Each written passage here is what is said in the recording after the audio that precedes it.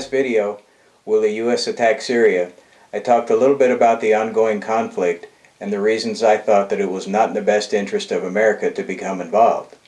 But after listening to President Obama's speech on Tuesday night, well, I still feel the same way. So I think we should do everything we can to stay out of this imbroglio. Hello, it's John Hampton. You're in conservative company. Including the President's speech on Tuesday night, there have been many conflicting signals sent out by this administration since the end of last month. In August of 2012, President Obama drew his now infamous red line. But it was just earlier this month that both the President and Secretary of State declared that it was not the President who had drawn the red line, but that it was the world and the international community that had done so. During his remarks on Tuesday, the President spoke about the victims of the poison gas attacks. He said that what happened to those people was not only a violation of international law, but it was also a threat to our security.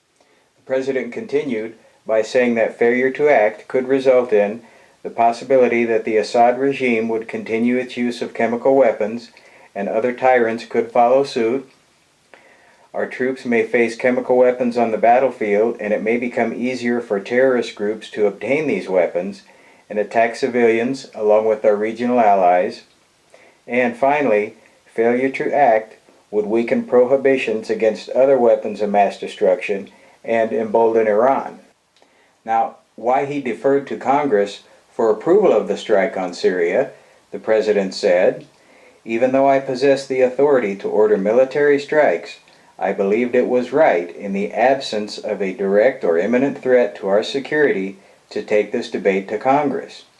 Well, it was just a few minutes before this that the President ticked off a list of reasons why this was a threat to our security. Now he's saying that the reason he went to Congress to get approval was because there was no threat to our security. So maybe there is a threat, maybe there isn't. The President has insisted over and over again that there will be no boots on the ground in Syria. And the draft text of the resolution authorizing the President to use force in Syria prohibits him from employing ground troops for combat operations. However, it also appears to leave open the possibility that ground troops could be used to secure chemical weapons stockpiles. Oh, and by the way, the Pentagon estimates that it would need 75,000 troops in order to secure the more than 1,000 tons of chemical weapons believed to be in place in Syria. 75,000 troops. Did the President forget to tell us that? By now you have probably heard that there may be another option on the table. If President Assad agrees to surrender his entire inventory of chemical weapons, then there will be no military strike by the U.S. Russian President Putin has agreed to help broker the deal. However, there is one caveat.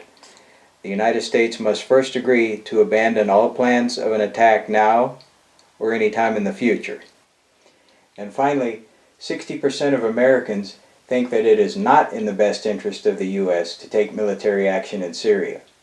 In addition, the congressional vote on the matter has been delayed by the President, partly because it would probably not go in his favor at this point, and also because time is needed to analyze the Putin plan. Now, to summarize. Number one,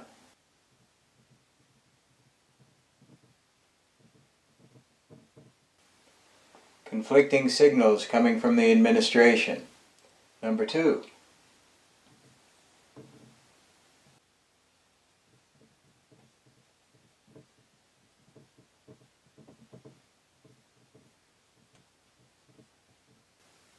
national security matter? Yes or no? And number three,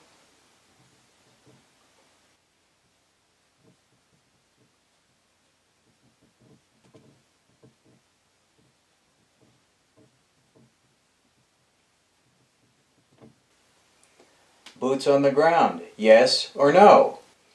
So there it is. I still think a military strike is a bad idea. But did President Obama make some valid points regarding his desire to strike Syria? Well, of course he did. Lack of a U.S. military response could embolden other dictators. But the Putin plan, if implemented, could lead to the same thing. At this point, I believe it is all but impossible to bring peace and stability to that corner of the world. There are too many unknowns on the rebel side of the equation. And if the dominant power, whoever that may be, is bent on imposing its will on the minority, I don't see how we can prevent that. Look at Iraq.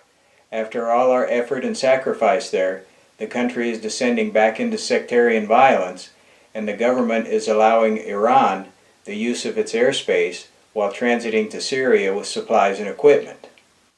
Radical Islamists are exactly as the name implies, and they are not the least bit fearful of dying for their cause. We cannot force these individuals or groups to accept our morals and values no matter how many bombs we drop on them. Regardless of the action taken by our government, jihadists and extremists will continue to despise America. Let's sit this one out. Thank you for watching this presentation. For more videos and articles, please go to inconservativecompany.com. You can also find me on Facebook, Twitter, and YouTube.